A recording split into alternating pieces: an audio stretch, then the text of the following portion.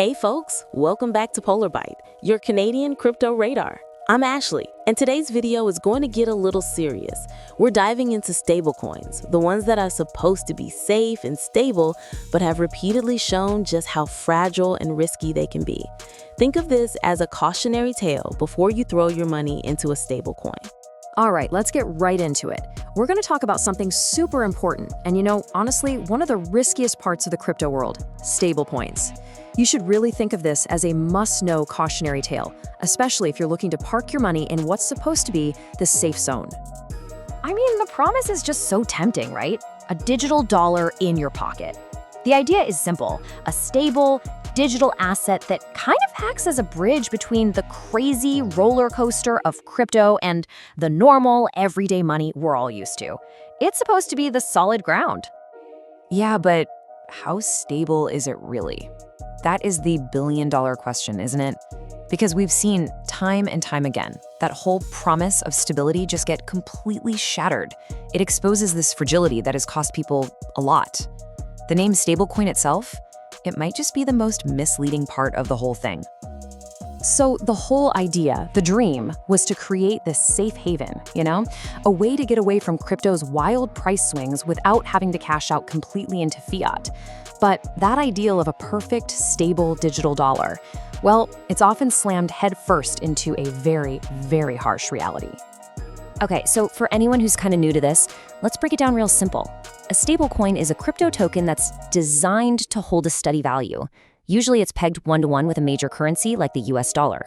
But you gotta catch that keyword there, designed. The actual execution, well, that's where things get messy. And to really get a handle on these risks, we don't even have to talk about what ifs. We've got real-world disasters that serve as a huge warning sign.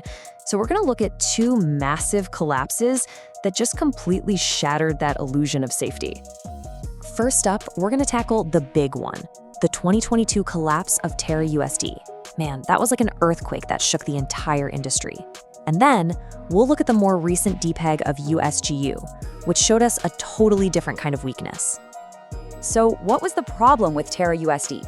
Well, its biggest flaw was that it wasn't actually backed by real dollars in a bank account. It was what's called an algorithmic stablecoin. It used this, clever code and a relationship with a sister token to magically maintain its $1 price. The whole system was supposed to self-correct, but when the market started to get nervous and lose confidence, that elegant design turned into a death spiral. It triggered a classic bank run, and the whole thing just imploded. And the damage? It was just catastrophic. We're not talking about a few people losing some money here. We're talking billions. Billions of dollars in value just gone, vanished in a matter of days. This wasn't some minor technical glitch. This was a complete financial wipeout for so many people who just trusted that word stable. And then you have U. Now, U was different. Unlike Terra, it was actually backed by a real asset, in this case, Bitcoin. But even having that collateral couldn't save it. So what went wrong? It was the plumbing of the system. Things like insecure bridges connecting different blockchains, and just not having enough liquid cash on hand to handle big withdrawals when people started pulling out. U's collapse really proved that even if you have assets in the vault, a fragile, rickety system can bring the entire house of cards down. So you see, these collapses weren't just random bits of bad luck. They exposed these deep, fundamental cracks in the very design of these assets. Let's actually break down the 4 main reasons why stablecoins fail. It really all boils down to what I like to call the 4 horsemen of the stablecoin apocalypse. First, you've got insufficient liquidity, basically not enough cash ready to go when people want to withdraw. Second, opaque reserves. You have no idea what's actually backing the coin or if it's even there. Third, huge design flaws baked right into the code. And finally, the most powerful one of all, pure raw market panic. And this chart does a great job of showing the 2 different roads to failure. On one side, you have the algorithmic stablecoins, like TerraUSD. They live and die by their code, so their biggest risk is a fatal design flaw. On the other side, you have the collateralized ones, like Y. They depend on the assets backing them, but their Achilles heel is a lack of transparency and a fragile system. They're supposedly lower risk, but as we saw, they are still incredibly vulnerable. Okay, wow, so that's the problem, right? But what can you personally do about it? How can you actually navigate this space without getting burned? Let's get practical. let's build a little safety checklist to help protect your assets. All right, here's a simple 5-point checklist you can use. Number 1, demand transparency. Look for clear proof of reserves, look for independent audits, don't just take their word for it. Number 2, if you're someone who doesn't like a lot of risk, maybe stay away from purely algorithmic stablecoins. Number 3, diversify. Don't put all your eggs in one stablecoin basket. That's just asking for trouble. Number 4, be super wary of those too good to be true high yields. They are almost always a giant red flag for hidden risk.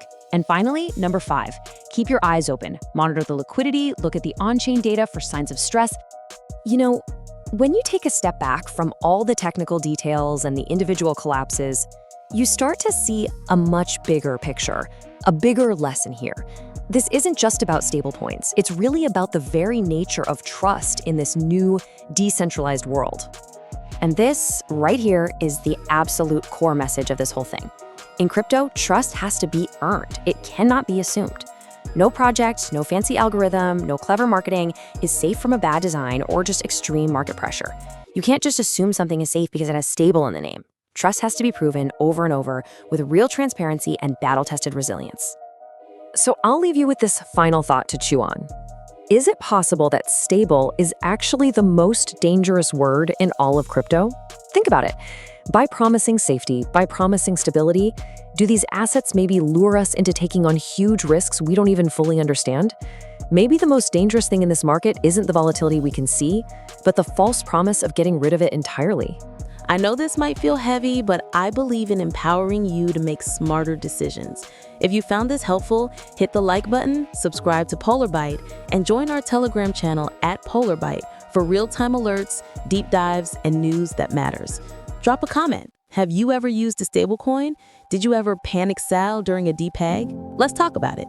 Until next time, stay sharp, stay safe, and always DYOR. Crashing coins or not, knowledge is your best defense. Cheers, and see you in the next one.